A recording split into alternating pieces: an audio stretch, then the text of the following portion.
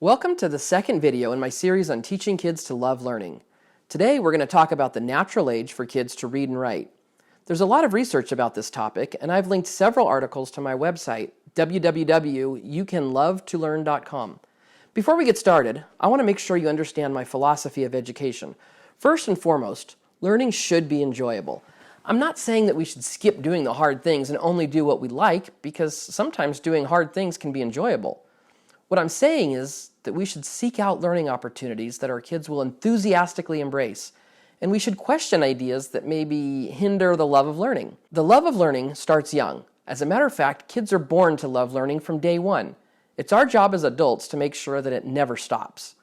When it comes to the formal schooling years, several studies have found that introducing kids to formal academic learning at too young of an age is either not beneficial or actually harmful. When kindergartens were first introduced in America in the late 1800s, they were designed to be a place where kids from 4 to 6 could learn through playing and singing. The idea behind them is actually very closely aligned with my own philosophy of education. Modern kindergartens, however, are ramping up the academic rigor, much to the long-term detriment of children. As a matter of fact, studies have shown that kids often do better in the long run if they delay starting kindergarten and formal education altogether.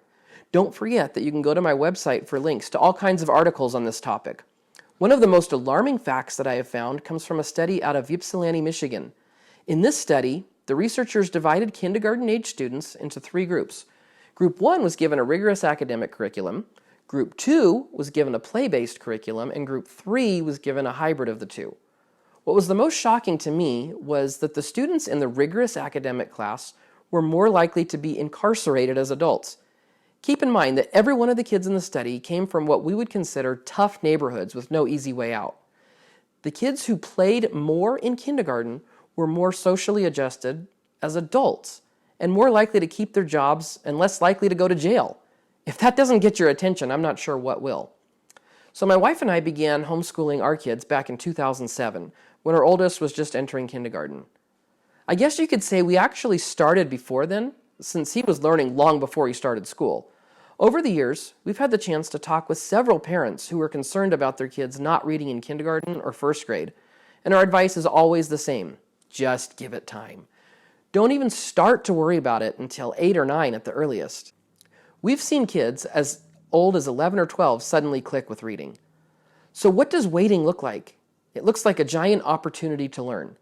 While you're waiting, give your kids tons of great books to look at on their own. Read to them daily. Use audiobooks. Go to the library. Remember, your job is to give them the opportunity to learn. If you make reading look like a fun activity and you don't give them easier activities to do instead, they'll eventually want to read. Once they want to read, in most cases, you're almost done.